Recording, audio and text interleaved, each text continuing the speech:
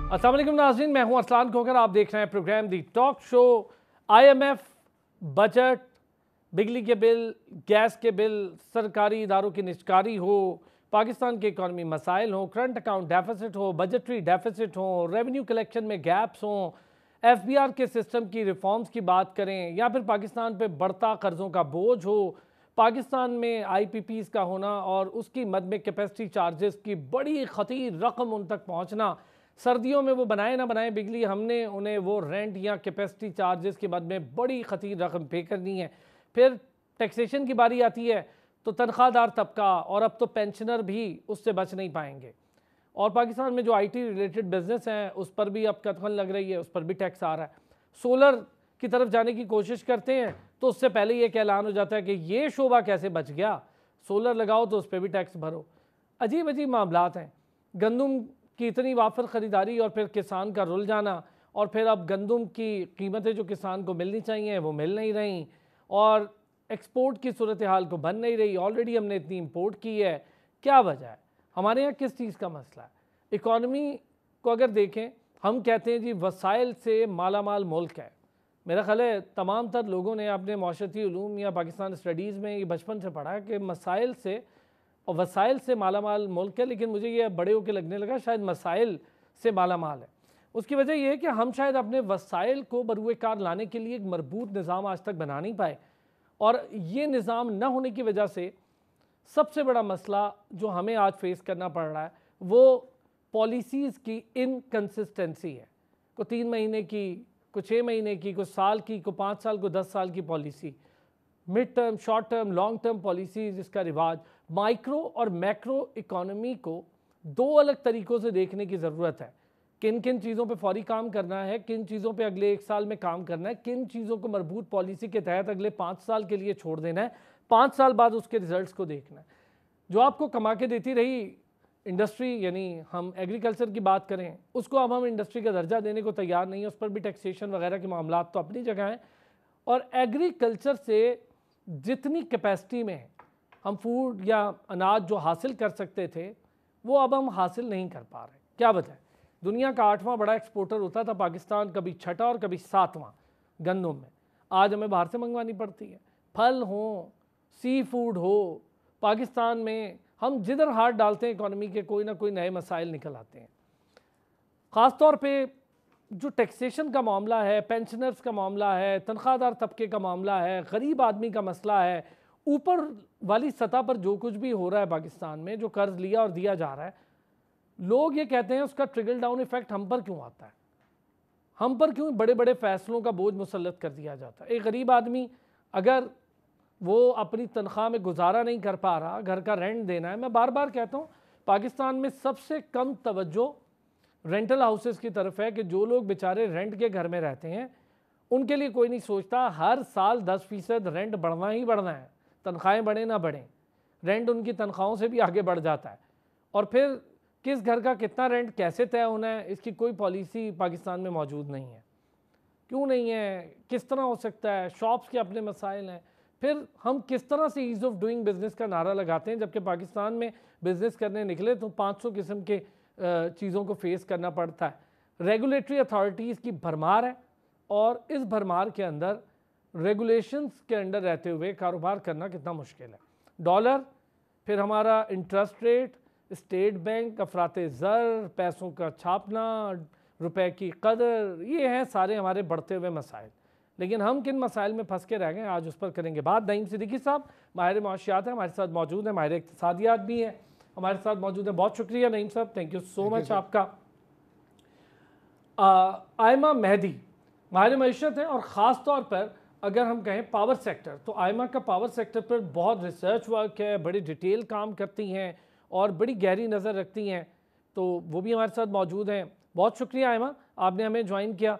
फिर हसन बेग साहब मुआशी तजियाकार हैं, आज ज़रा इनको पॉलिटिकल हवाले से भी पूछेंगे, चूँकि मुआशी इस्तेहकाम के लिए सियासी इस्तेहकाम का होना बहुत बहुत ज़रूरी है। यह अब हमें सबको समझ आ रही है, और जब तक नहीं होगा, एक किसी पॉइंट पर मुत्तफिक नहीं होंगे अपोजिशन और गवर्नमेंट, तो शायद हमारे मौशी मसाइल जो हैं जन्म ना लें, बल्कि ये एक ख़तरनाक ड्रैकुला का रूप धार लें, जो कि अब धार चुके हैं। और खून चूसना शुरू कर दिया है पाकिस्तान की आवाम, पाकिस्तान के इदारों, पाकिस्तान की इकॉनमी का। नईम साहब, बहुत सारा लंबा चौड़ा इंट्रो मैंने करा दिया, तकरीबन वो मसाइल जो हमसे जुड़े हैं आप पे छोड़ता हूँ, किस पर बात शुरू करना चाहेंगे? वैसे तो इतने मसाइल हैं, लेकिन मैं चाहूँगा ज़रा तनख्वाहदार तबका टैक्स पे कर रहा है बेचारा, कितना और टैक्स पे करे? इनडायरेक्ट टैक्स की भी भरमार है, फिर टैक्सेशन डायरेक्ट की भी भरमार है, अब पेंशनर्स पर भी कदगन है। शुक्रिया अरसलान। मैं तो पहले ज़रा तस्हीह कर दूँ आपकी कि सियासी इस्तेकाम के लिए मुआशी इस्तेकाम का होना ज़रूरी है। मुआशी इस्तेकाम के लिए अब सियासी इस्तेकाम का होना ज़रूरी नहीं है, क्योंकि सियासत तो हमारी बिल्कुल उस नहज पे चली गई है जहाँ पे आप उसके लिए हम दुआई कर सकते हैं। अच्छा, लेकिन मैं एक चीज़ नईम साहब इसमें थोड़ी सी एडअप करूँ, एक छोटी सी चीज़। मेरा कहने का मतलब हमेशा ये रहता है, सियासी इस्तेकाम से मुराद ये है आपके जो हायर अथॉरिटीज़ हैं जिन्होंने फैसले करने हैं जी, अगर वो किसी एक पॉइंट पे मुत्तफिक नहीं है, आप निचकारी को ही देख लें, 15 साल हो गए हम सुनते आ रहे हैं ये हो रहा है, वो हो रहा है, वो हो रहा है, ये हो रहा है। स्टील मिल चलता हुआ कारोबार था, तबाह कर दिया हमने। पीआईए दुनिया की बेहतरीन, पीआईए ने दुनिया की बड़ी बड़ी एयरलाइंस को खड़ा किया, हमने उसको तबाह कर दिया। फर्स्ट वुमेन बैंक में तो कितने नाम ले नहीं, वो तो अब देखें, जैसे आपने अपने इंट्रो में बहुत सारी बातें गिनवाई भी हैं और बताई भी हैं। उसमें जैसे मैं उसमें से एक बात मैंने पिक की है, वो ये है कि inconsistent policies, lack of interest, intellectual dishonesty, ये हमारे मुल्क में हम पिछले 50-60 साल से देखते आ रहे हैं कि जो भी पॉलिसीज़ हैं वो एडहॉक बेसिस पे होती हैं।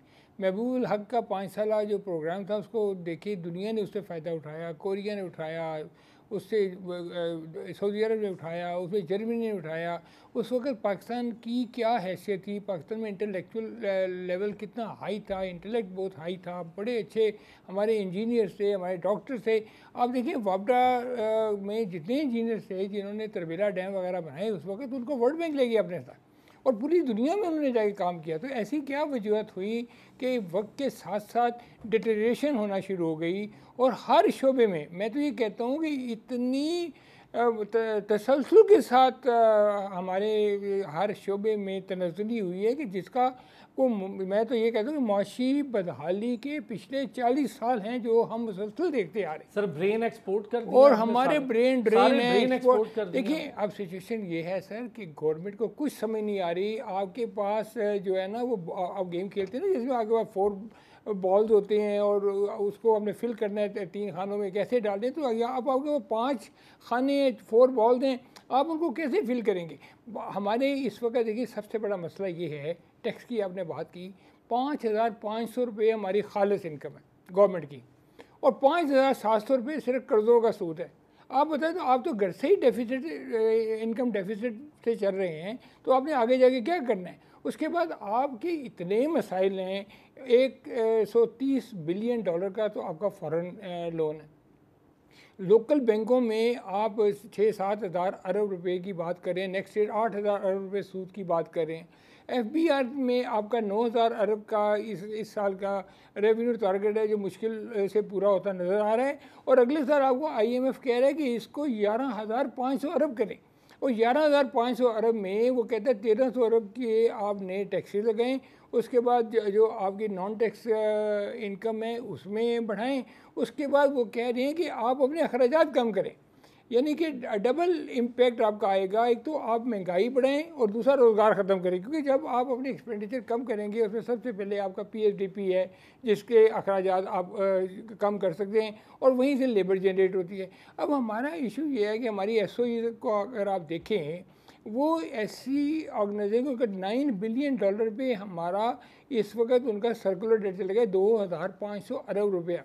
अब उसमें एक अलग लड़ाई है। इसहाक डार साहब निजकारी कमीशन के चेयरमैन भी हैं, फॉरेन मिनिस्टर भी हैं और जो हमारे फाइनेंस मिनिस्टर हैं वो उनके पास ये निजकारी कमीशन नहीं है। तो वो उनका ख्याल ये है कि हम उन SOEs को प्राइवेटाइज़ करें जो कि ज़्यादा नुकसान में, जैसे PIA की बात हो रही है और कुछ जो SOEs हैं जिनमें पॉलिटिकल इम्पैक्ट, देखिए इसमें सबसे बड़ा मसला ये कि पॉलिटिकल इम्पैक्ट आ जाता है कि जब लोगों की नौकरियां ख़त्म होंगी तो वो गवर्नमेंट को उससे नुकसान होगा। जो अगर नून लीग की गवर्नमेंट है तो वो कहेगी कि हमारी जॉब्स ख़त्म हो गई हैं। तो ये सारी सिचुएशन है जिसके ऊपर बैठ के भी देखें, आज प्राइम मिनिस्टर ने इकोनॉमिक एडवाइजरी बोर्ड क्या, ये हर गवर्नमेंट करती है। अब वो बोर्ड को बहुत पहले, ये बोर्ड जो है ये परमानेंट होना चाहिए, ये एक अलहदा शेडो कैबिनेट के तौर पे इकोनॉमिक्स को हैंडल करे, इकोनॉमी को हैंडल करे, और इसमें लोकल ये सारी जगहों पर, लेकिन ये जो टैक्सेशन वाला तनख्वाहदार तबका, देखिए अब ये जो तनख्वाहदार, देखिए आप देखिए सबसे पहले आपके सामने टारगेट कौन आता है, सबसे इजी कौन है, सबसे इजी वो है जिसकी गर्दन पे आपने हाथ रखा हुआ है और जिसका टैक्स आप काट लेते हैं, ये तो सबसे आसान काम होता है। इसमें टैक्स एट सोर्स की डिडक्शन है सारी। अब ये कह रहे हैं कि हम 7 स्लैब्स हैं इस वक्त, आपकी जो सैलरीड क्लास को दी हुई है वो ये कहते हैं 4 कर दें। अगर ये 4 कर देते हैं तो 1 लाख से 4 लाख तक की जो इनकम वाले लोग हैं उनका टैक्स डबल हो जाएगा। जो पहले ही ऑलरेडी माशी चक्की में पिस रहे हैं उनकी अब अभी तो 50,000 तक की income, 34,000 now they are thinking that 34,000 rupees income. अभी प्रेजेंटली तो 50,000 तक, अभी तो 50,000, अभी तो 6 लाख है ना। अब वो कहते हैं इसको 4 लाख करें, जब वो इसको 4 लाख करते हैं तो आपका मजदूर भी टैक्सेबल हो जाता है। तो बेसिकली आप जो है एक तरफ से तो इनडायरेक्ट टैक्सेशन पे आप जोर डाल रहे हैं। आपका जब दिल करता है जिस चीज़ पे सेल टैक्स आप लगा रहे हैं और इधर से आप सैलरीज पे भी टैक्स लगा रहे हैं, तो इससे तो महंगाई भी बढ़ेगी, इन्फ्लेशन भी बढ़ेगा, और inflation is also a taxation with legislation. Exactly, आप उसकी हर चीज़ खरीदने पर तो टैक्स देते हैं, आप टैक्स दे रही है ना, अब वो भी एक टैक्स है लेकिन वो लेजिस्लेट नहीं होता, लेकिन आप दे रहे होते हैं। तो इस तरीके से आने वाला वक्त जो है ना वो बहुत मुश्किल होगा। और ऊपर से जो प्रेशर IMF का है ना, IMF तो अब एक वॉच डॉग की हैसियत है ना, वो तो कहते हैं कि हमें आप अपनी एक एक बैलेंस शीट दिखाएं।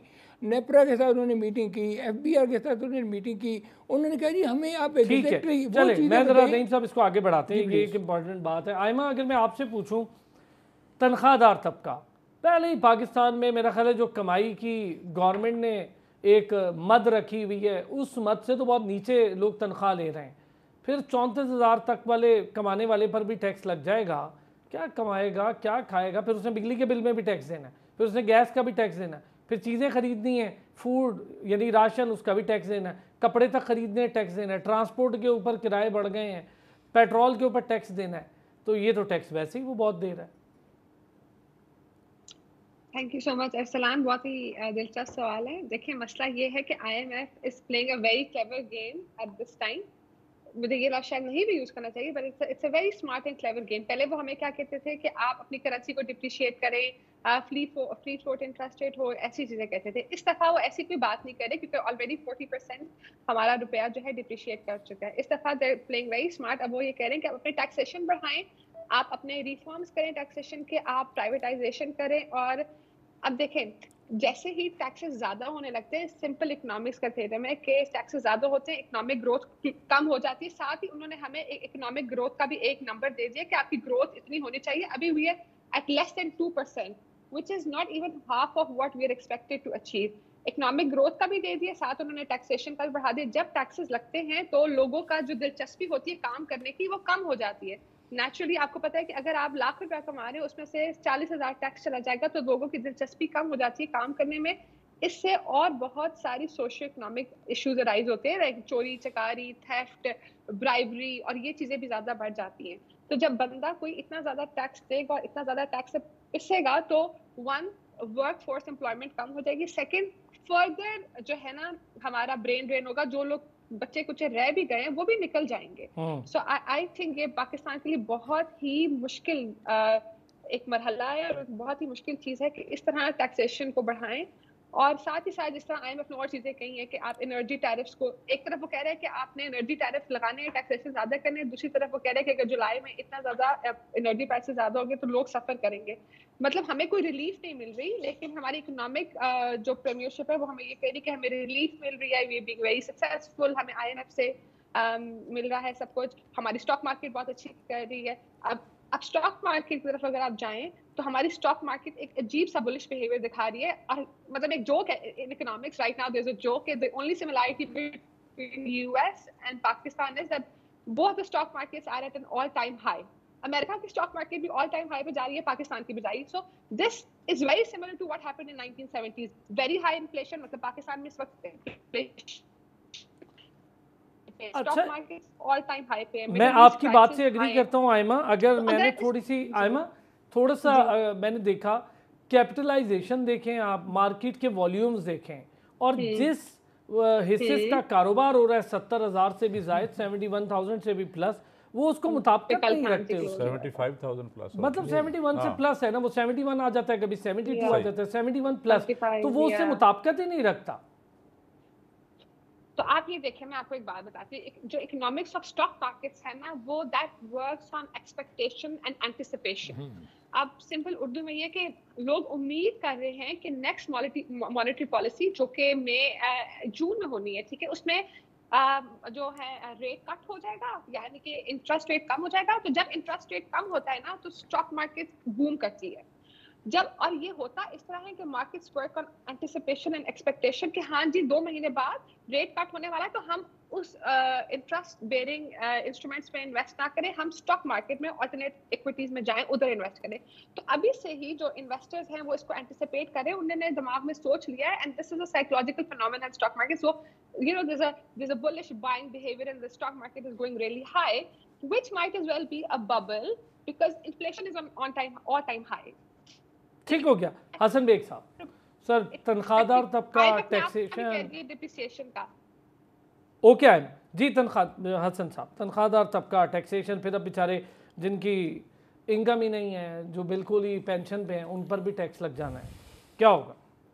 देखें, बात यह है कि जब आप पहले, अच्छा मैं इस बात से पहले थोड़ा सा रिस्पॉन्ड करता चलूँ जो नईम सिद्दीकी साहब ने शुरू में कहा। मैं आई मोर एग्री विद यू, क्योंकि पॉलिटिकल सिस्टम बेसिकली इस ट्रेन का वो इंजन होता है जिसके पीछे सारे सिस्टम चल रहे होते हैं। जब तक आप पॉलिटिकली स्टेबल नहीं होंगे उस वक्त तक कोई सिस्टम आपका स्टेबलाइज नहीं हो सकता। एक बात। अब आते हैं आपके क्वेश्चन पे। बुनियादी तौर पे मैं समझता हूँ कि जब आप IMF के पास चले गए हैं तो इसका मतलब है कि आप ICU में चले गए हैं, आप नॉर्मल पेशेंट नहीं रहे, आपको ICU की इंटेंसिव केयर यूनिट में चले गए। अब बात यह है कि ICU में जब आप चले गए, फिर आप ये एक्सपेक्ट ना करें कि आपको जो नॉर्मल यानी वो है पैनाडॉल है वो नहीं मिलेगी, बल्कि वहाँ पे कोई बहुत ही सख्त किस्म की जो है ना इंजेक्शन लगेंगे, और आपका मैयर्स जो होंगे, जो आपको यानी इलाज हो रहा होगा, वो भी बड़ा टफ होगा। एक तो आप अपने जहन में ये रखें।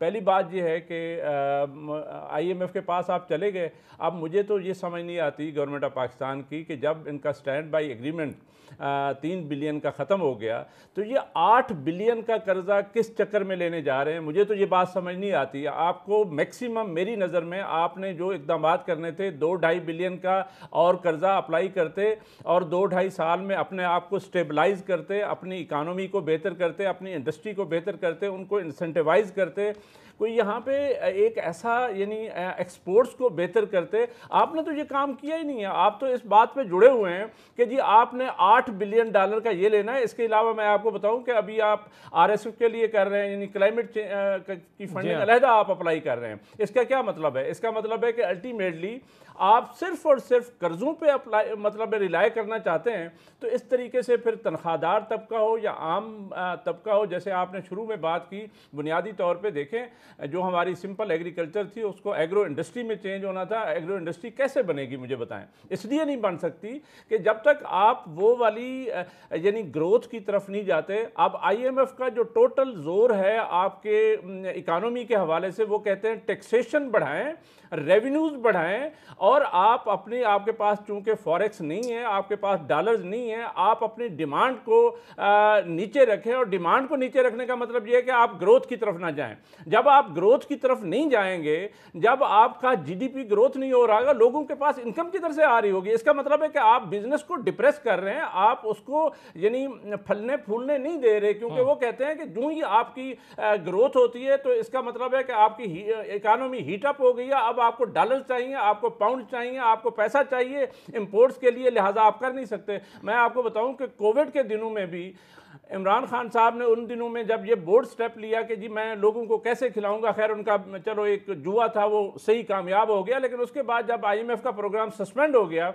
तो उसके बाद आपने एक यानी कंस्ट्रक्शन इंडस्ट्री को, रियल एस्टेट को बुनियादी तौर पे एमनिस्ट्री दी, जिसके नतीजे में आपको पता है एक इंडस्ट्री के चलने से 40 इंडस्ट्रीज वाबस्ता थी और इस वजह से आपका जो GDP ग्रोथ है वो भी 6% पे चला गया। जब तक आप ये काम नहीं करेंगे स्पेशली बात बताएं हसन साहब, आपने बड़ी बात कर दी, मैं आप तीनों हजरात से इस पे बात करता हूँ। हमने ये जो एमनेस्टी दे दी ना, जिसको रियल एस्टेट आप कह रहे हैं, जिसके साथ 40 इंडस्ट्रीज़ का आप जिक्र कर रहे हैं, उसका नुकसान आम आदमी के लिए ये हुआ कि घरों की, दुकानों की, ज़मीनों की कीमत आसमान से बातें करने लगी। अब करोड़ों से कम आपको लाखों में कोई चीज़ नहीं मिलती। ये हमने एमनेस्टी देख के तो ये काम कर लिया है बहुत बड़ा। हम एक तरफ एमनेस्टी देते हैं, दूसरी तरफ सोचते ही नहीं है कि हम उसका करने क्या जा रहे हैं। उस एमनेस्टी से पाकिस्तान की इकॉनमी को जो फ़ायदा हुआ है वो ज़ीरो है। और जिसने फायदा उठाया है, जिस इंडस्ट्री ने, उन्होंने टैक्सेशन की मद में, ब्लैक मनी की मद में उन्होंने टिका कर उसका फायदा उठाया। मैं ब्रेक से आता हूं, माजरत के साथ आपके साथ इस पे बात जब तक आप ग्रोथ की तरफ नहीं जाएंगे, मेरा मकसद सिर्फ ये नहीं है, ये मैंने एक मिसाल के तौर पे दी। मैं आपको बताऊं कि जब तक आप हॉलिडे देखिए, टैक्स हॉलिडेज नहीं देंगे, I always prefer sustainable growth. देखिए सस्टेनेबल ग्रोथ भी तब होगी जब आपकी ओवरऑल ग्रोथ हो रही होगी ना, कहीं पे आप कोई इंसेंटिवाइज कर रहे होंगे। आप इंडस्ट्री को इंसेंटिवाइज करने की बजाय आपने इनपुट कास्ट इतनी बढ़ा दी है कि आपका LSM जो है, लार्ज स्केल मैन्युफैक्चरिंग, रोज बरोज कॉन्ट्रैक्ट हो रहा है, यानी सुकड़ रहा है। तो इस तरीके से आप यानी आप अपनी एक्सपोर्ट्स बढ़ाएंगे, आप तो इंडस्ट्री को और ज्यादा तबाह करने जा रहे हैं। आसान कर दिया। मैं वापस आके आपसे इस पे बात करता हूँ, लार्ज स्केल मैन्युफैक्चरिंग। अब लार्ज स्केल मैन्युफैक्चरिंग और रियल एस्टेट के इंसेंटिवाइज करने में कितना बड़ा फर्क है, आप तीनों हजरात से इस पे बात कर लेता हूँ। एक छोटे से ब्रेक। Welcome back. नईम साहब, आपका तो बड़ा ये फेवरेट टॉपिक है इस पर तो आपने बड़ा काम भी कर रखा है, चेंबर ऑफ कॉमर्स के साथ भी बड़ा काम कर रखा है। सर मैं थोड़ा सा, मेरा बिल्कुल डिफरेंट ओपिनियन है। शायद उसकी वजह ये हो कि मैं आप लोगों से कम इस पर जहन रखता हूँ या कम मेरी अक्ल हो इस इकॉनमी के मामले पर। इंसेंटिवाइज करने का मतलब ये है कि आप टारगेटेड सब्सिडीज़ देने की बजाय सारी इंडस्ट्री जिसको आपने बढ़ाना है, फलना फूलना है, आपने सिर्फ 2 इंडस्ट्रीज़ पर जोर रख दें, जैसे कि हमने टेक्सटाइल पे रख दिया और जैसा कि हमने रियल एस्टेट पे रख दिया। हमने एंटरप्रेन्योरशिप यानी वो काम जो हम बाहर से मंगवाते हैं, छोटा छोटा धागा फलाना, ये वो मशीनरी, उसको फलने फूलने नहीं दिया, उसको इंसेंटिवाइज नहीं किया, ना उसके लिए कोई काम किया, ना हमने रॉ मटेरियल पाकिस्तान में प्रोड्यूस करने पर कोई काम किया। उसके बाद हमने अपनी सियालकोट की सारी सर्जिकल इंडस्ट्री, उसको हमने एक जनाब जुम्बिश कलम से हमने सारा मामला इधर उधर कर दिया जब हमने ज़ीरो रेटिंग वाला मामला किया। फिर हमने जब प्रीमिसरी नोट्स की बात सुन ली कि जी जिनके मामला फंसे हुए हैं, जिनके रिटर्न्स का मसला है, उनके साथ हम यूँ कर लेंगे, हम ये कर लेंगे, वहाँ कुछ नहीं हुआ। फिर फॉरेन डायरेक्ट इन्वेस्टमेंट सुकड़ गई, हमने उसके लिए काम नहीं किया। डॉलर आपका स्मगल होता रहा, उस ज़माने की बात कर रहा हूँ, हमने उस पर काम नहीं किया। फिर हमने रियल एस्टेट को इतना मजबूत कर दिया कि उसको अनटचेबल कर दिया कि जिसका जो दिल करे रियल एस्टेट में इन्वेस्ट करे, और सिर्फ रियल एस्टेट की तरफ लोगों ने देखना शुरू कर दिया। हमने किसी एक इंडस्ट्री पर लोगों को बिठा के रख दिया। क्या ये ठीक फैसला था? देखिए, अगर सारे सवाल का मैं आपको एक लाइन में जवाब दूँ ना, तो वो ये है कि पाकिस्तान में जिन लोगों ने भी पैसा कमाया है वो रियल एस्टेट से ही कमाया। ठीक हो गया। बड़े बड़े बिजनेसमैन जो हमारे जानने वाले टाइकून्स हैं, बिजनेसमैन हैं, जो नई नीचे बन गए वो, उन्होंने पैसा निकाल के इसकी वजह ये थी कि ये एक ऐसा हेवन है कि जिसमें आप बड़ी से बड़ी अमाउंट को छुपा लेते हैं, ठीक है, और उसमें मतलब करोड़ों अरबों रुपए की प्रॉपर्टीज़ हैं और लाखों करोड़ों रुपए उनकी रजिस्ट्रेशन हुई है। तो पैसे को पार्क करने का सबसे आसान तरीका जो था वो इस रियल एस्टेट में है। उसके बाद आपने देखा कि रियल एस्टेट के ऊपर हमेशा एमनेस्टी मिलती रही और रियल एस्टेट के बड़े बड़े इस वक्त काफ़ी बड़े प्रोजेक्ट्स जो हैं रियल एस्टेट के वो FBR की एमनेस्टी में हैं। सर वो तो नजर आ गया ना, दुबई में सारे सियासतदानों की प्रॉपर्टियां निकल आई, ऑफिसर्स की प्रॉपर्टियां निकल आई, नजर आ गया। 1992 में आपने असेंबली से कानून पास कराया कि जितना मर्जी डॉलर बाहर ले जाओ, जितना मर्जी डॉलर बाहर से पाकिस्तान लेके आओ, कोई पूछ कुछ नहीं है। 2018 में आगे उसमें आपने अमेंडमेंट किया है। तो आज अगर आप दुबई की बातें करते हैं तो ये सारे वो पैसे हैं जो लोगों ने या तो पहले के लेके गए हुए हैं, और अगर आप वो दुबई की लिस्ट को भी देखेंगे ना तो 70% लोग उसमें वो हैं जो ऑलरेडी यहाँ बाहर रहते हैं या जो पाकिस्तान में 183 दिन से कम रहते हैं। तो वो कोई इतना बड़ी बात ये है सर, देखें हमारे इस्लाम में भी जो है वो कहा गया है कि किसी भी वेल्थ को स्टेगनेट ना करें। अब इंडस्ट्री एक ऐसी चीज़ है, लार्ज स्केल मैन्युफैक्चरिंग की बात हुई पाकिस्तान में बहुत, बिल्कुल मैं इनकी बात से एग्री करता हूँ कि वो सुकड़ रही है। लार्ज स्केल के छोटा मैन्युफैक्चर तबाह हो गया है, उसकी वजह ये है कि लार्ज स्केल मैन्युफैक्चरिंग का रॉ मटेरियल जो है उसकी सप्लाई लाइन तो एसएमईज हैं, और एसएमईज इस वक्त हमारे साथ के जितने भी इस वक्त वो इंडस्ट्रीज हैं छोटे लेवल पे, वो तो इस वक्त बहुत चीखें मार रहे हैं।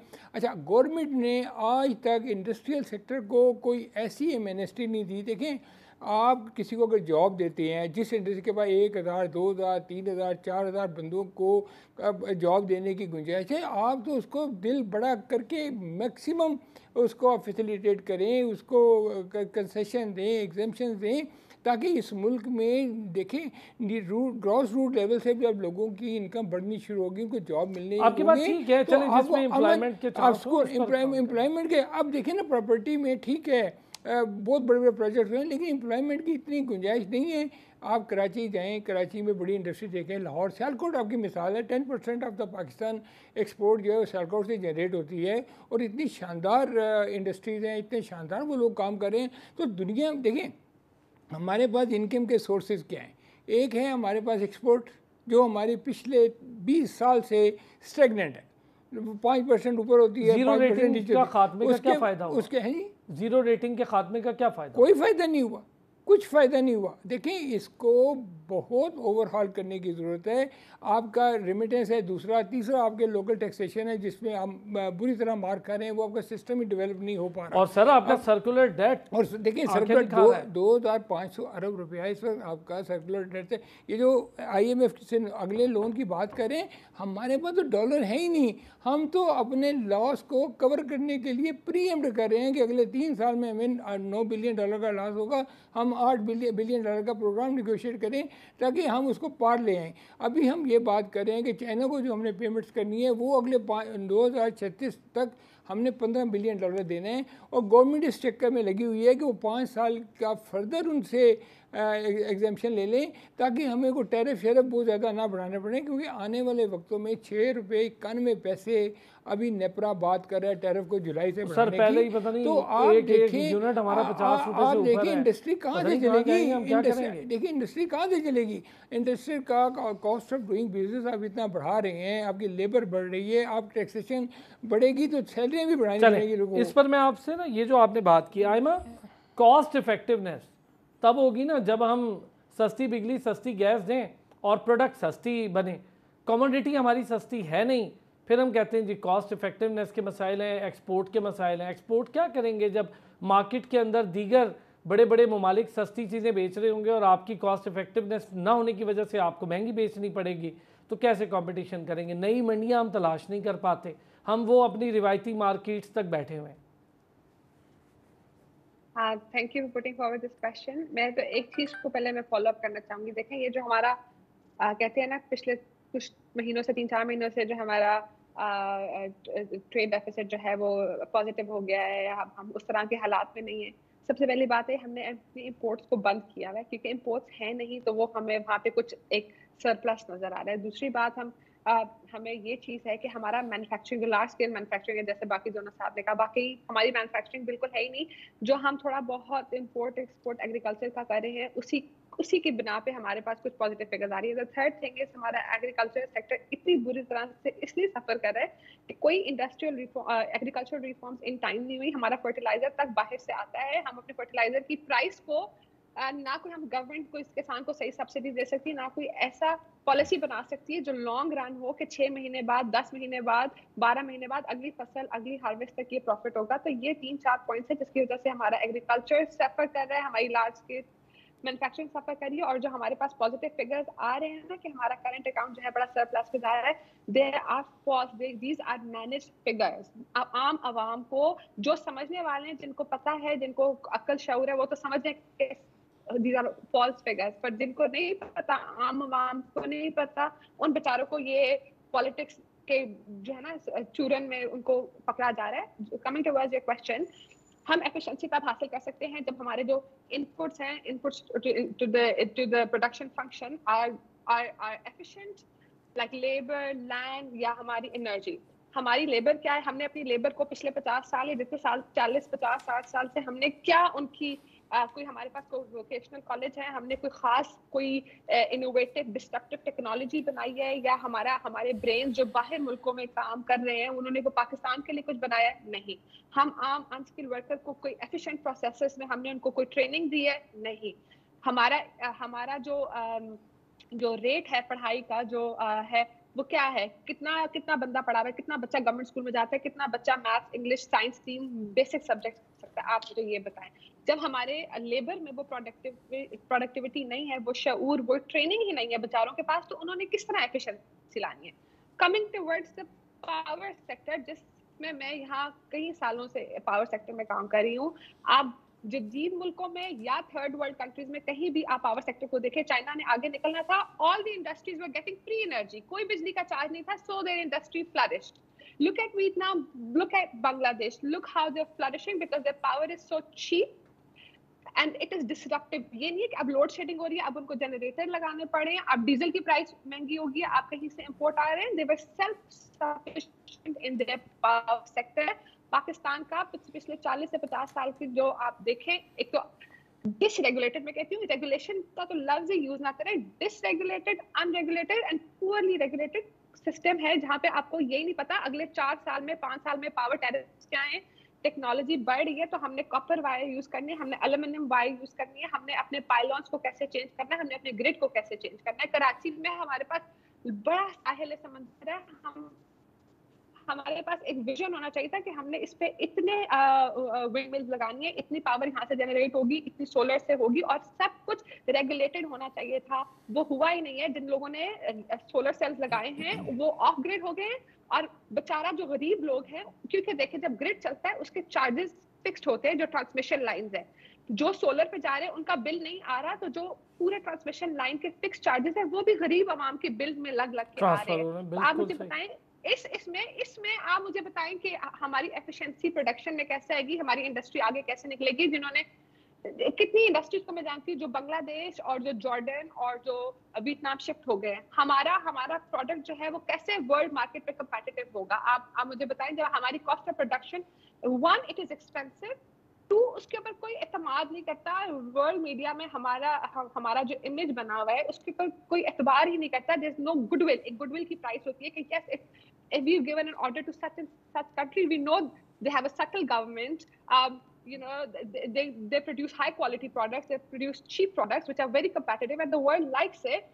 अब मैं अगर यहाँ को बिजनेस करूँ, मैंने इंपोर्ट करनी है, तो मैं उस कंट्री से मंगाऊंगी which is very responsible, has a good image in the world market, या मैं ऐसी कंट्री से मंगाऊंगी जिसका मुझे पता है इन द IMF प्रोग्राम वहाँ पे बिजली नहीं होती, बिकॉज ये इंफॉर्मेशन टेक्नोलॉजी का दौर है, सबको पता है हर जगह पे क्या हो रहा है. सही बात है. Even now in July the power tariff is going 3 times higher. उस पे IMF भी बोल पड़ा है. आप देखें जो सोलर सेल पिछले 4-5 साल से इन लोगों ने बनाया हुआ था उसको completely deregulated. Who is going to pay for the infrastructure charges? Who is going to pay for the transmission lines? वही गरीब आवाम जो बेचारे सोलर सेल की कीमत नहीं अफोर्ड कर सकते, उन्होंने अपने छत पे सोलर सेल नहीं लगाए, तो वही बेचारे ट्रांसमिशन के पैसे देंगे. अब वो क्या होगा, वो तो डिमांड अपनी और कम कर देंगे, और जो हमारा जो सर्कुलर डेट बिल्स में लग के आता है, who is gonna pay that.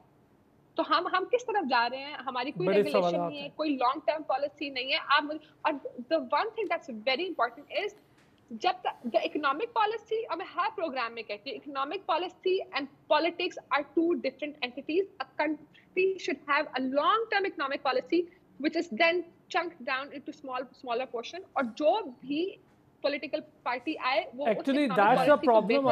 we have a different picture.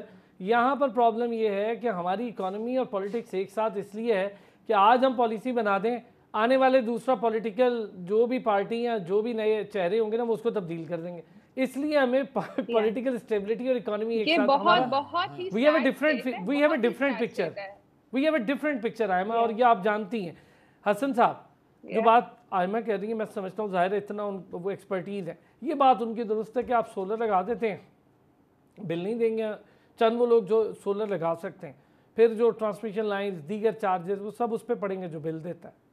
देखिए, पाकिस्तान के साथ मसले मसाइल बहुत ज़्यादा हैं. नंबर वन ये है कि आपने वर्ल्ड बैंक से कर्जे लिए हुए हैं और उसमें आपने वादा किया हुआ है कि आप बाई 35% रिन्यूएबल एनर्जी और उसकी तरफ जाएंगे, ठीक है, क्लीन एनर्जी की तरफ जाएंगे। मुझे बताएं कि रिन्यूएबल एनर्जी कहाँ से आएगी? वर्ल्ड बैंक से आप कर्जे ले रहे हैं भाई, आप क्लाइमेट चेंज की तरफ आपका पूरा एक यानी फंडिंग की तरफ जा रहे हैं। आप कहते हैं सबसे ज़्यादा क्लाइमेट इफेक्टेड कंट्री हैं, तो आपको ज़ाहिर है सोलर की तरफ जाना है, आपको विंड की तरफ जाना है। सोलर सबसे बड़ा आपकी यानी रिसोर्स है। नंबर वन ये है कि आपको बाई 2030 पता नहीं होता है नहीं होता, मुझे नहीं पता, एनर्जी मिक्स की तरफ जाना है और स्पेशली आपने रिन्यूएबल एनर्जी की तरफ जाना है और 35% आपने यानी सोलर विंड और इनसे लेना है। नंबर वन ये है, क्लीन एनर्जी लेनी है। और दूसरा ये है कि देखें पाकिस्तान की सिचुएशन बड़ी अजीब सी है कि वो जो मैं पहले भी बात कर रहा था, देखें एक तो मेरा ख्याल है हमें एक चीज़ पे क्लियर होना चाहिए कि जो कंस्ट्रक्शन की मैं बात कर रहा था, आप चाइना से लेकर अमेरिका तक जाएं, हर जगह पे रियल एस्टेट और कंस्ट्रक्शन सेक्टर जो है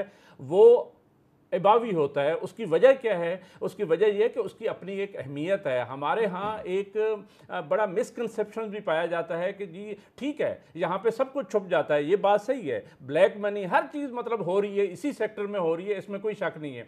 मैं उसकी फेवर में ज़्यादा बात नहीं कर रहा, लेकिन मैं सिर्फ उसकी अहमियत को उजागर कर रहा हूँ कि चाइना भी चले जाएँ तब भी वहाँ पर इकानमी में उसका एक बहुत बड़ा यानी सेक्टर कंट्रीब्यूशन है, और अमेरिका तो वहां पे भी नंबर हसन भाई एक चीज ऐड अप इसी का जवाब भी आपसे ना बिल्कुल ठीक, आप याद रखिएगा ये चाइना हो, अमेरिका हो, यूके हो, वहाँ होता क्या है, वहाँ खाली प्लॉट लेके नहीं छोड़ देते, बड़े बड़े प्लॉट्स लेके नहीं छोड़ देते। वो कंस्ट्रक्शन इंडस्ट्री का मतलब होता है कंस्ट्रक्शन, हमारे यहाँ कंस्ट्रक्शन इंडस्ट्री का मतलब है रियल एस्टेट। खाली प्लॉट लेके छोड़ दो, चुप करके बैठ जाओ, जब मौका आएगा महंगा प्लॉट बेच देंगे।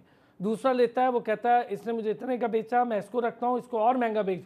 ये जो कंस्ट्रक्शन होती है ये बाहालत मजबूरी हो जाती है और उसमें भी प्लाजे बन जाते हैं। देखिए बात यह है कि ये जो इकानमी है ना, ये एक इंटीग्रेटेड मॉडल होता है। मैं आपको बताऊं कि आप अगर किसी सेक्टर में कोई एक्टिविटी देख रहे हैं, उसमें से जो आप जनरेट कर रहे हैं, मनी जनरेट कर रहे हैं, वो कहीं ना कहीं इधर उधर भी जा रही है, ये ऐसा नहीं होता। Number one. नंबर टू ये है कि आप 5th largest country of the world है population wise.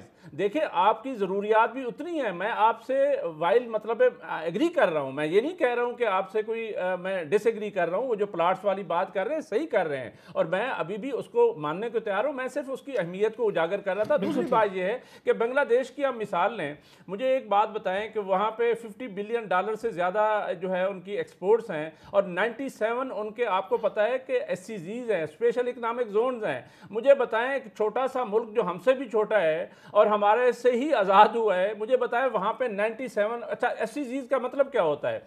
Special economic zone का मतलब ये है कि आपने टैक्स हॉलीडेज दिए हुए हैं, उनको इंसेंटिवाइज किया हुआ है। आप उनकी एक्सपोर्ट्स कैसे बढ़ी हैं मुझे बताएं। उनके लोग देखें, बात ये है कि आपने चाइना के साथ CPEC जो फर्स्ट फेज था, आपने 27 SEZs का फ्रेमवर्क तय किया, उसमें से 9 प्रायोरिटाइज किए। आपने 9 की बजाय आज कोई एक भी प्रॉपर तरीके से फंक्शनल नहीं है। और वो इंडस्ट्री जो चाइनीज जो है, चाइना वेस्ट चाइना से लेकर इधर लेके आना चाहता था, मुझे बताएं वो ताइवान लेके चला गया, वो म्यांमार लेके चला गया, वो मतलब ऐसे ऐसे कंट्रीज में वो ले गया है जहां पे देखिए बात यह है कि आपके पास वो इंडस्ट्री आनी थी। हमने क्या किया, वो जो पॉलिटिकल बात कर रहे थे बुनियादी तौर पे देखें, अगर पॉलिटिकल कंसिस्टेंसी होती, हमारा सिस्टम सही काम कर रहा होता, तो आज हमारा वो फेज और जो SEZs वाला है वो आपका प्रॉपर काम कर रहा होता। मैं आपको बताऊं जो सर्कुलर डेट की हम बात कर रहे हैं, आपको पता है कि इतना ज्यादा बिजली की ये कारखाने क्यों लगवाए गए? इसलिए कि ये एनविजिट किया जा रहा था कि हमारी चूंकि इतनी बड़ी इंडस्ट्री आ जाएगी जिसमें हमारी इतनी बड़ी जरूरत होगी इलेक्ट्रिसिटी की इंडस्ट्री के लिए, ताकि हमने उसको फैसिलिटेट करना था उन SEZs को और इंडस्ट्री को, वो हम कर नहीं सके। ना करने की वजह से आपके पास सरप्लस हो गया। अब तो आप जाहिर है एक इन्वेस्टर जब आता है आपके पास आके एक IPP जो है कारखाने लगाता है, क्या आप बिजली ना लें तो वो अपनी इतनी बड़ी कॉस्ट बिलियंस में सर्दियों में नहीं लेते ना, वो पैसे लेते हैं। जाहिर है वो तो करेगा ना, अपनी उसने कहीं ना कहीं अपनी सिक्योरिटी भी रखनी थी ना IPPs ने। उन्होंने जाहिर है उसकी कम से कम जो है वो कैपेसिटी चार्जेस उन्होंने रखवाए और वो आपके एग्रीमेंट का हिस्सा था और लिहाजा आपको पे करने पड़ रहे हैं क्योंकि आपने इंडस्ट्री नहीं लगाई, आपकी खपत ही नहीं है वो वाली। तो आप, लेकिन तनकीद जहां पे हो सकती है IPPs के हवाले से आपने इम्पोर्टेड कोल से क्यों लगाए आईपीपी जो है? आपने साहिवाल में आके एक वो लगा दिया। यार खुदा के लिए कोई तो सोचने वाला हो कि आप एक थरपारकर वाले कोल के लिए चाइना को भी रिजर्वेशन है। अच्छा मैं जरा आता हूँ सर एक ब्रेक से, थरपारकर वाली कोल की भी बात कर लेते हैं। और वो बिल्कुल ठीक था, हमने उसको रख के हम ना हर चीज़ को ज़ाया करने के आदी हैं। हम तो अपना पानी तक इस्तेमाल नहीं कर पा रहे, दुनिया भर में समंदरी पानी से इस्तेमाल का काम शुरू हो रहा है, हम वो भी यूज़ नहीं कर पाते। हमारा दरियाई पानी बड़ा ज़बरदस्त था, हम रिजर्वाइज नहीं बना पाए। हम सैलाब हर साल परेशान होते हैं, लाखों लोग बेचारे अपने माल मवेशी जान घर बार सबका नजराना पेश कर देते हैं, गरीब लोग। हम उसको किसी तरह से मैनेज नहीं कर पाए। रिसोर्सेज मैनेजमेंट बजट आने वाला आखिरी हिस्सा, इस पर बात करते हैं ब्रेक के बाद। वेलकम बैक जी। नईम साहब, गवादर हो गई, ML1 हो गया, ये सारे बड़े बड़े मंसूबे हो गए हमारे, क्या फ़ायदा देंगे जब बन जाएंगे? दूसरा जो इम्पॉर्टेंट चीज़ शायद इससे भी ज़्यादा मेरे लिए हो, आने वाला बजट क्या होगा, क्या देख रहे हैं, कहाँ से मुसीबतें टूटने वाली हैं आम आदमी पर? सर आने वाले बजट का तो आपको पता चल गया है कि बिजली अगर 6 रुपये 91 पैसे बढ़ेगी और मजीद ताकि सुनने वालों को पता हो कि भाई पता नहीं पहले कितने अरब रुपए के फर्दर टैक्सेस लगेंगे, इनडायरेक्ट टैक्सेशन होगी। अब वो कहती जी नॉन फाइलर की सिमें बंद कर दो, वो कहती है नॉन फाइलर पे टैक्स बढ़ा दो। ओ भाई दुनिया में यहाँ कहाँ होता है, दुनिया में ऐसा क्या होता है भाई? खुदा हम कोई देखें, हम कोई अलामे नहीं यहाँ बैठे हुए, हम सिर्फ ज़बान का इस्तेमाल कर सकते हैं। और जो गवर्नमेंट की साइड पे लोग बैठे हैं उनको ये सोचना चाहिए कि वो इस मुल्क को चला रहे हैं। अभी इस मुल्क की बागें उनके हाथ में है। They have to make a right and perfect and timely decision. ये ML1 की बात करें, गवादर की बात है, आपको तो टाइम ने हमें मरवा दिया। इस वक्त आपने $37 बिलियन चाइना का सिर्फ कर्जा देना है। और पाकिस्तान जो है ना, चाइना के कर्ज़ों में मेरा ख्याल है बाकी तमाम ममालिक को मिलाएं तो हमारा 1/3 से ज़्यादा कर्जा बनता है जो चाइना ने पूरी दुनिया से लेना है। उसके बाद ये उसमें से 15.3 बिलियन समथिंग लाइक दैट जो है ना, वो हमारा इसका CPEC के कर्जे हैं, वो हमारे IPPs के कर्जे हैं जो हमने 2036 में वापस करने, जो बड़ा मुश्किल है हमारे लिए वापस करना। हमारी अच्छा फॉरेन इन्वेस्टमेंट आ नहीं रही, और आने वाले दिनों में भी आपने पढ़ा होगा कि फॉरेन इन्वेस्टमेंट के ज़्यादा चांसेस नहीं हैं, because they are not attracted towards Pakistan in a way कि हमारे पास कोई कंसिस्टेंट लॉन्ग टर्म पॉलिसी नहीं है। मुझे आप ऑफर क्या कर रहे हैं? अरसलान साहब मुझे आप एक बात बताएं कि आपकी जो तनख्वाह है, आप उसके ऊपर ना चाहते हुए भी या चाहते हुए भी हुकूमत को दयानतदारी से पूरा टैक्स दे रहे हैं, कोई मसला नहीं है उसमें, 100% टैक्स आपका करता है।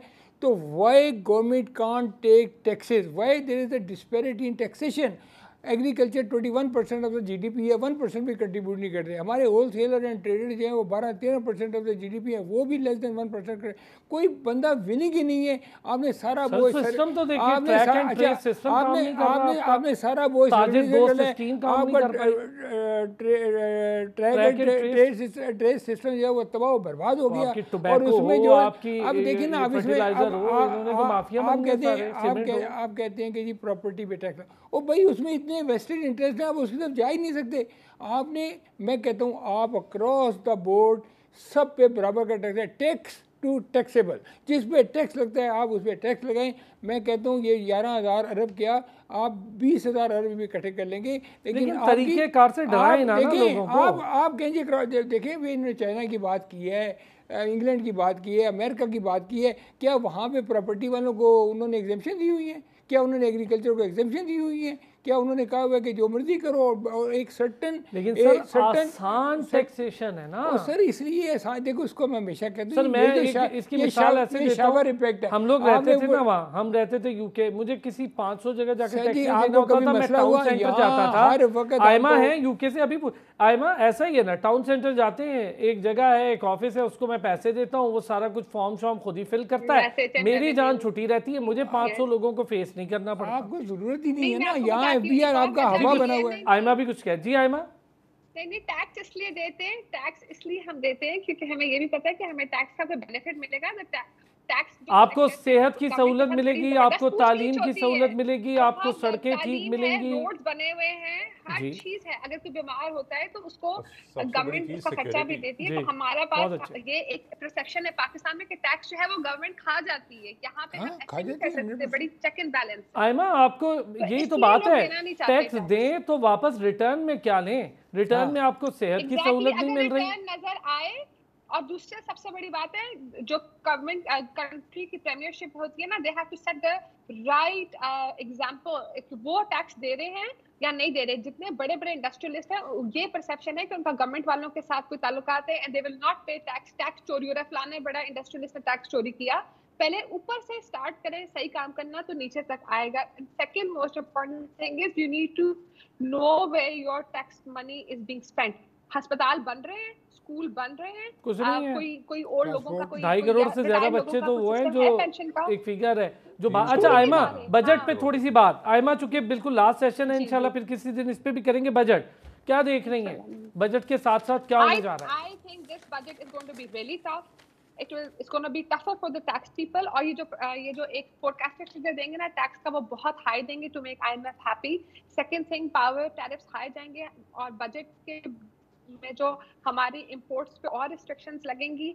And I also see के हमारा जो एक बजट के साथ एक मैक्रो फोरकास्ट करते हैं कि how many people will be in the workforce. I think वो भी हमारी workforce भी shrink होगी.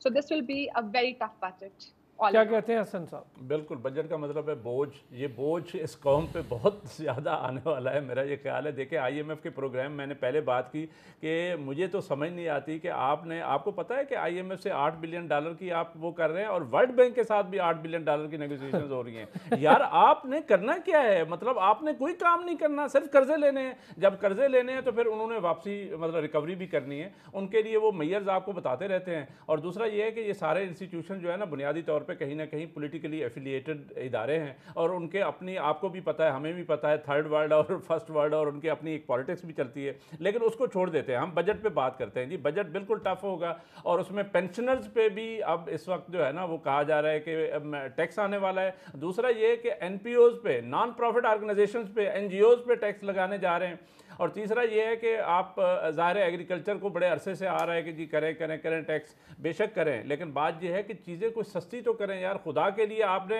यानी इंडस्ट्री के लिए, आपको पता है साउथ एशिया पूरे में गैस बिजली सबसे ज़्यादा महंगी आपकी है, और मज़ीद महंगी हो रही है।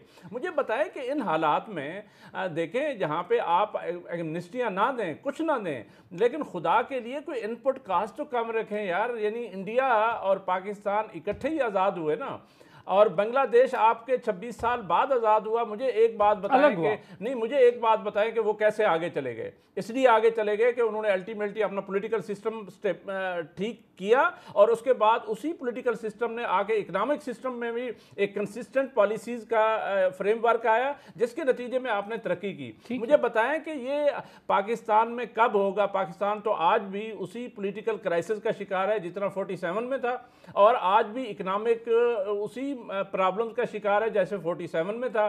मेरा ये ख्याल है कि हमें सबको बैठ के कहीं ना कहीं पॉलिसी फ्रेमवर्क बनाना है, लॉन्ग टर्म प्लानिंग करनी है, मीडियम टर्म करनी है, और यहाँ पे प्लानिंग कमीशन का काम है, एहसन इकबाल साहब का काम है कि वो बैठे शॉर्ट टर्म, मीडियम टर्म और लॉन्ग टर्म प्लानिंग्स करें, और कोई ना कोई 5 साल मनसूबा, 10 साल मनसूबा, 20 साल मनसूबा। और इस पर अगर कॉन्स्टिट्यूशनल अमेंडमेंट चाहिए तो आईनी तरमीम करें कि कोई गवर्नमेंट आके इन पॉलिसीज के खिलाफ कोई काम नहीं कर सकती, सो दैट कि आप जाके कहीं पे स्टेबलाइज हों। और खुदा के लिए इन कर्जों से आहिस्ता आहिस्ता जान छुड़ाएं। आप तो और ज्यादा दसते जा रहे हैं, और ज्यादा अप्लाई किए जा रहे हैं कर्जे। इस तरीके से इकोनॉमी ठीक नहीं होने वाली। आपकी इंडस्ट्री कैसे बढ़ेगी? मुझे बताएं कि कौन सी इंडस्ट्री इस इनपुट कास्ट पे, इस गैस बिल यानी प्राइस पे, और इस बिजली की कीमत पे 63 रुपए पर यूनिट पे आपकी बिजली गई हुई है। मुझे बताएं कौन सी इंडस्ट्री वायबल है? इसलिए लार्ज स्केल मैन्युफैक्चरिंग रोज बरोज सुकड़ रहा है। इस तरीके से आपकी इकोनॉमी नहीं ठीक होने वाली भाई। आपको कहीं ना कहीं बैठ के चीज़ों को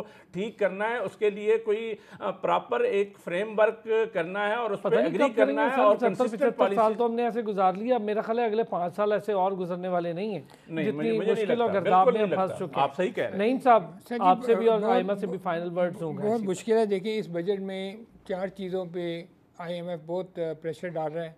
एक तो सैलरी, पेंशन, इन दोनों को इनकी स्लैब्स कम करेंगे, पेंशन बिजली पे गैस वाले मामले टैक्स पर। लगाएंगे।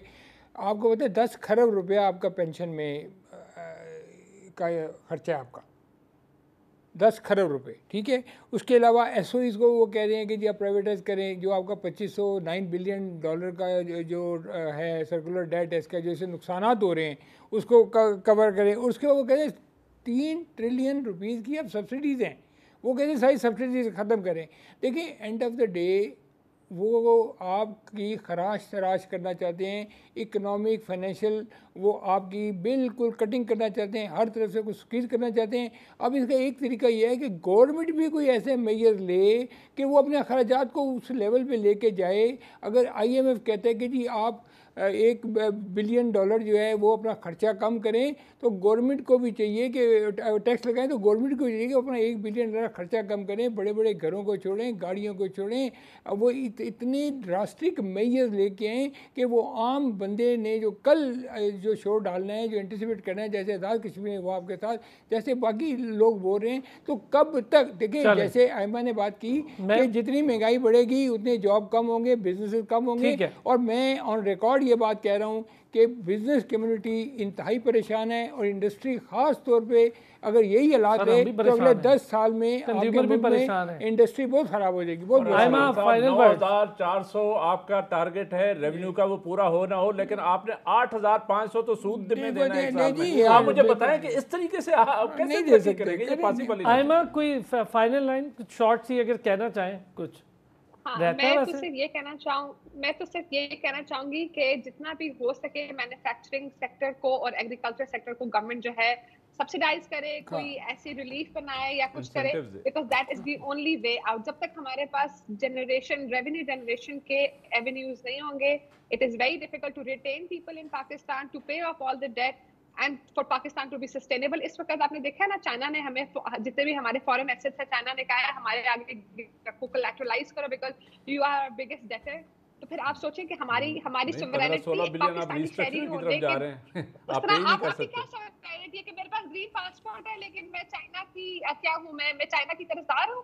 तो आप बताएं क्या सोवरेनिटी है हमारी कंट्री की। और बजट इज वेरी इनसिग्निफिकेंट। और जो भी लास्ट थिंग मैं ये कहना चाहती हूँ, जो भी ग्रोथ का फिगर दे ना पाकिस्तान का, I really want to question that person कि आप ग्रोथ को कैसे पॉजिटिव देख रहे हैं। I am really sceptical about the growth rate. मैं तो उसके फॉर्मूला भी जानना चाहूंगा, अगर कोई ग्रोथ का मुझे कोई फिगर दे दे, मुझे तो पता ही नहीं, मैं तो उसके फॉर्मूला जानूंगा, ये कौन सा फॉर्मूला है जिससे ग्रोथ हो रही है। बहुत शुक्रिया Aima, thank you so much. इंशाल्लाह डॉक्टर आयमा मेहदी, नईम सिद्दीकी साहब और हसन बेग साहब हमारे साथ मौजूद थे। इकॉनमी, उसके मसाइल, काफ़ी डिटेल डिस्कशन हुई है, सर्कुलर डेट से लेकर पाकिस्तान के टैक्सेशन, इनडायरेक्ट टैक्सेशन, इन्फ्लेशन और इन सारी चीज़ों पर, IMF के साथ डील पर, बिजली बिल, गैस बिल। चलें जी, फिर होती है आपसे मुलाकात, अपना ख्याल रखिए।